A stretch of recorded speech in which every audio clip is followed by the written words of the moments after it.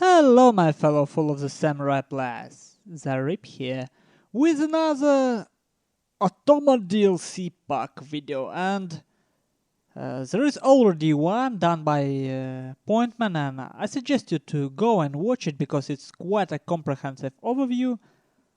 And I just wanted to talk about things he didn't mention because, well, obviously I see everything in a little bit different light.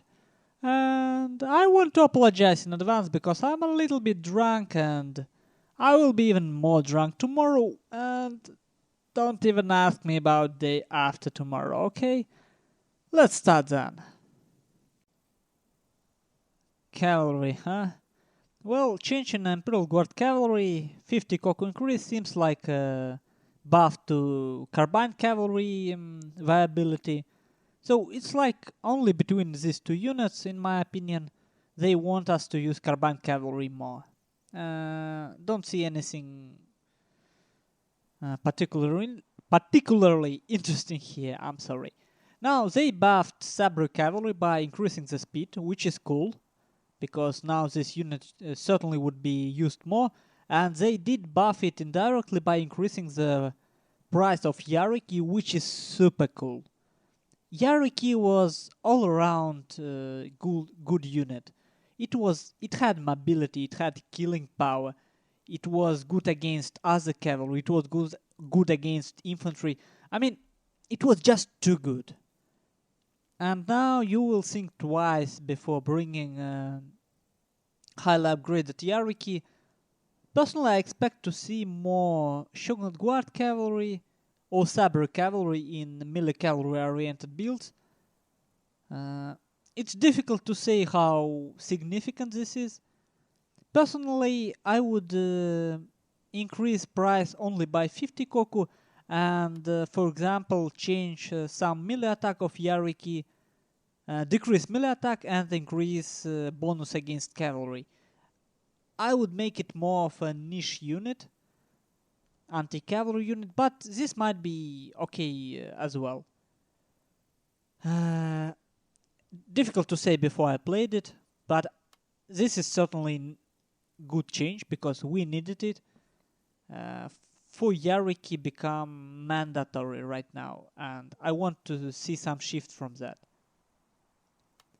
Okay, now one of the most scary changes in the patch, and probably the only change I don't agree with, is 100 Koku cost decrease in revolver cavalry. From what I see in last Agony 1-1 championship matches, this unit already strong enough. People even bring level 9 revolver cavalry on the field just to get increased ammunition. We have seen it in dark builds, we have seen it in Prussian Prince builds. So I believe this change might make revolver cavalry mandatory. And after thinking a little bit, I can actually say what this change is. This is a buff to Shogunate specialty clans. I will go a little bit further. Take a look at this. They decreased price of Shogunate Guard infantry, but didn't decrease price of Imperial Guard infantry. Well, I will come to that later. Okay, now, and the last cavalry unit they buffed is Boki. They increased arrow speed, so it should be more viable now. It already got place in some builds, but we will see how much its killing rate improved. Overall, I would try to use more revolver cavalry, maybe a little bit less upgraded Yariki, and obviously I would check speed of Sabre cavalry because they might become a viable anti-infantry unit. So all cavalry become more specialized. Anti-cavalry, anti-infantry, and two all-around good units. I mean, revolver cavalry and Yariki and I guess they have similar effectiveness on when we upgrade Yariki to 100 Koku.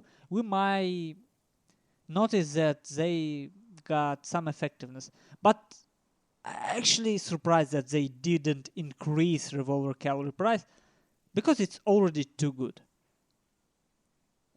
What else? Well, I don't think this change will really make carbine cavalry interesting. I think that late game units will be Imperial Guard cavalry and Bowkey sometimes. Let's go for the line infantry, I guess. And well, we have kinda 4 changes here. I will take a line infantry as a line infantry. It's Shinsegume Police Force buff, Red Bear infantry buff, now Kihitai buff, and Shogunate Guard infantry buff. Now, this is kinda ridiculous. Now, they make Shogunate Guard infantry more cost effective than Imperial Guard infantry. Which means kinda you have to choose. They may have a 150 range Shogunate Guard infantry, which is almost as cost effective as Marines, French Marines, or you can have a chance to use 150 range Imperial Guard cavalry. This is very cool, I think. You have to choose between going 150 range kiting unit or 150 range or more effective 150 range elite unit. So I kinda approve this change, and with change to revolver cavalry, this should be a good buff to Shogunate Guard. I'm sorry, to Shogunate specialty clans. Now Kihitai got cheaper, 100 Koku cheaper. I still think that Vermilion Blood Force is just better. Kihitai doesn't get breech loading rifle animation. They still have musket animation. So let's take a look. 40-55, and for Vermilion Boss 40-50. But look at the morale. 12 morale for Vermilion Blood Force, and they have aura, and 10 morale for Kihitai, and they have aura. Now, I'm not sure. I need to check them in game because they become very close. Kihitai got better melee attack, but they got very close in effectiveness on stats. But I still will go with Vermilion Blood Force. They seem cheaper. You get aura for 70 Koku cheaper, but maybe, they didn't mention some changes in the patch, so maybe they changed animation of Kihitai. I need to check it. So keep that in mind. Now, Red Bears, they already were viable. I don't know where this change came from. Maybe with all the buffs to Shogunate specialty clans, they felt like they need to buff Imperial specialty clans. I don't know. Very good unit before. Still very good unit. Now, Shogunate Shinsegume Police Force makes me think twice. I'm starting to love the stats. I'm still not sure about the price. I see 2 ways to use this unit. When you play line heavy and you know for sure that your opponent will be taking melee rush, you may want to take 1 or 2 Shinsegume Police Force and use them as a first wave, and don't even retreat with them. This might work very cool. I think that might work very well. But now they have 10 morale. So this is actually might be a good flanking unit. Especially with a change to a Yariki. What I would do to make a final decision about Shinsegume Police Force, and I hope someone will help me. I would try to check it in a fight 1v1 against Yariki and Sabre Cavalry. We need to check it if this unit can flank alone or not. Because maybe it can take a place of flanking Yarikachi. But maybe a little less viable. With the changes, it might become a good unit. We need to check it. Still too expensive. Man. Melee infantry next. And here we have actually 3 changes. Well, first one, changes they forgot to mention. Shogitai become more expensive. 1000 koku. It still makes them the best melee unit in the game. No question here. But it might be so that you can't now take, how do you call it, highly ranked Shogitai armies. Now, if you go with higher rank Shogitais, you have to commit to that build. It seems only 50 koku change, but if you think about it, in reality for Shogitai based builds, it's 150 koku change. And with change to Yariki, it becomes even more difficult. You have a melee core build with no cavalry support. In a sense, we will see how Sabre Cavalry will do. But these changes, it might seem small alone, but when you look at it as a whole, it makes people to think more about bringing melee heavy builds. Altogether, it might even make Shinsengumi Police Force more viable. Now, Kyoto Ninja, Kishin Ninja, they certainly become viable. I mean, I don't speak about sick builds like Blixery did. 4 ninjas, all cavalry. It's difficult to say because they made Yariki more expensive, but 4 ninja build certainly becomes stronger. But even if you forget about that, bringing 1 or 2 ninjas on the maps where you suspect your enemy to bring artillery, it actually become a good idea. It's not that expensive. And if you get 2 upgrades on it, melee attack upgrades, man, I expect to see a lot of ninjas. It really looks cool. Especially after after the fact that Blixery used them quite effectively, and he showed how to really build your army around ninjas. I'm really excited to see how it goes. Kyoto Police now, well, it kind of becoming what it should be. I'm not sure how effective it is, but Kyoto Police Force becoming a support unit. Now, you really, with new pricing for Shogitai, you really need to commit to a sword build, right? And when you do it, you can't really use much of supporting flanking Yarikachi. You may want to use supporting Kyoto Police and Shinsengumi, for example. Basically, you have more choice. You kind of can you can use Shinsengumi Police Force with spear levies. They shooting stats still suck. I mean, they have same stats as Red Bears, if you think about it, and yeah, they only have better morale and better melee. Well, sufficiently better melee stats. Let's see, it's 150 koku difference. Man, this is difficult.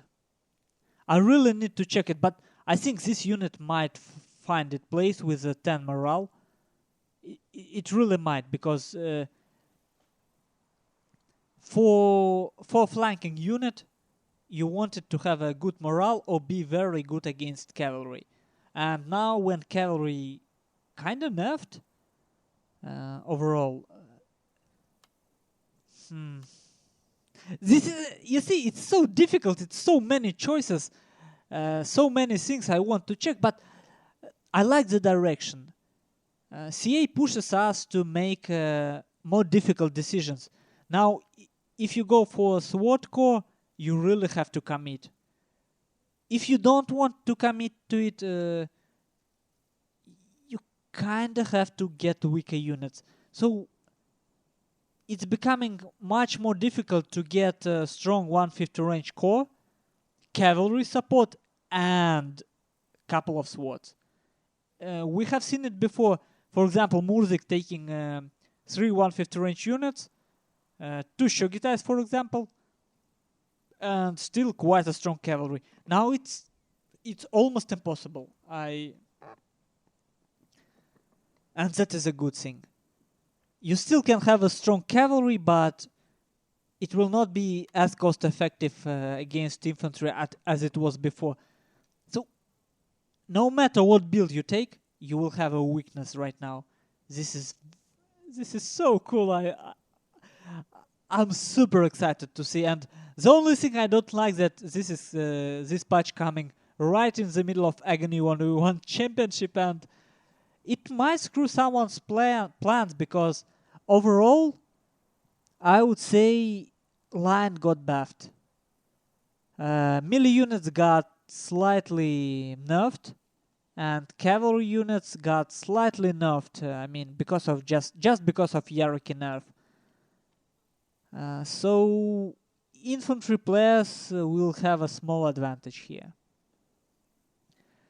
Now, 2 more groups of units we have here.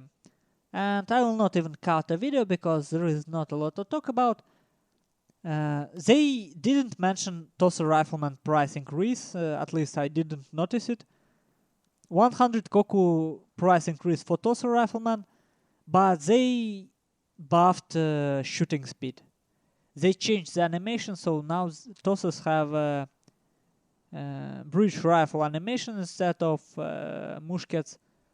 So they should fire significantly faster than before. Yugi Kitai kinda becoming interesting for this price. Sharpshooters. But I mean, Pointman already talked about this. This needs to be checked in a real game.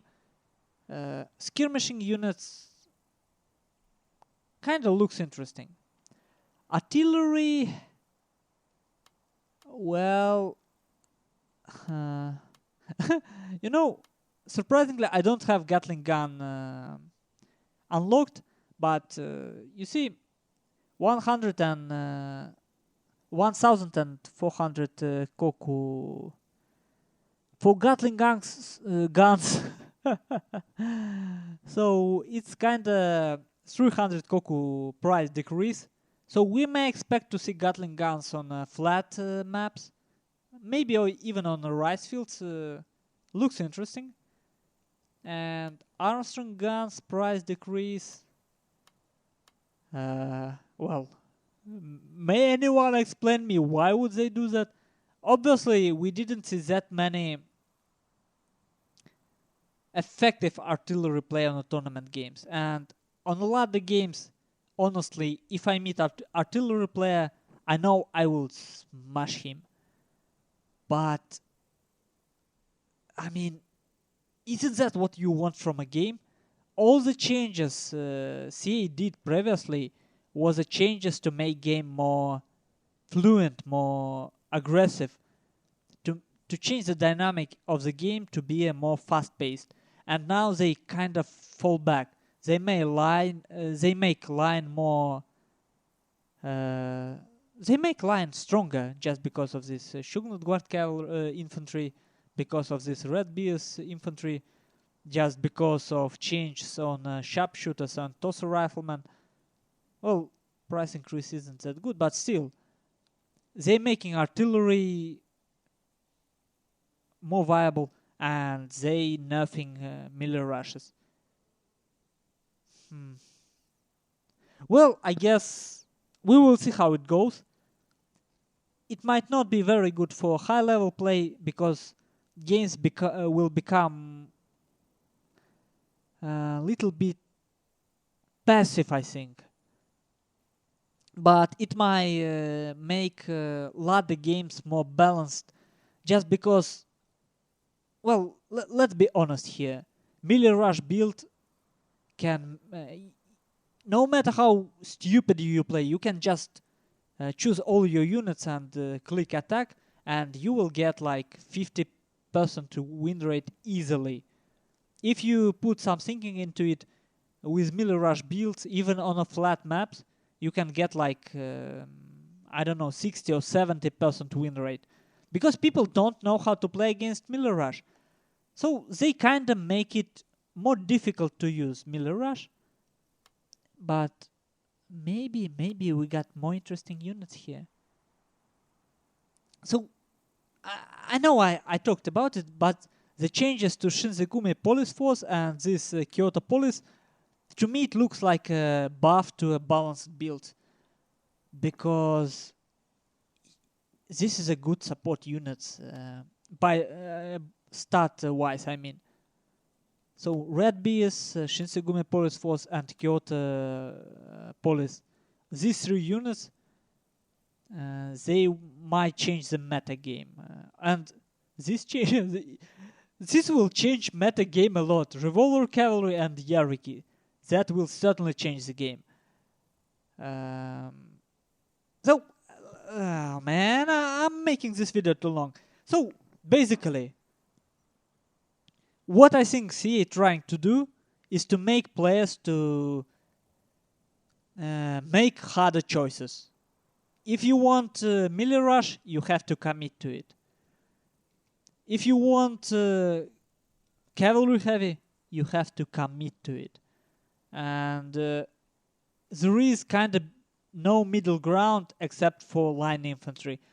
With line infantry, not with line infantry, but with balanced builds, you actually have more choices now.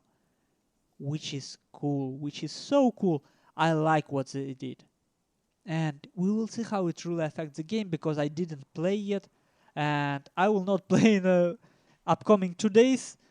Now, please, if you tested some of these units, I know this is stupid kinda to ask you about this, but please leave a comment. Tell me how these units feel.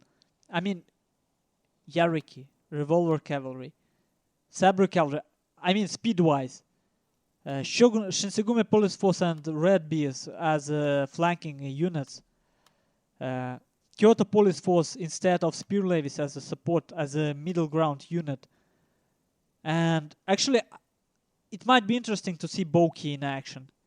With, I mean, usually you use Boki against line units, right? And they are not very fast. So with arrow speed increase, Bokachi might actually become more viable. So if you have any insight, if you tested these units, please tell me what do you think about them. And see you later, guys.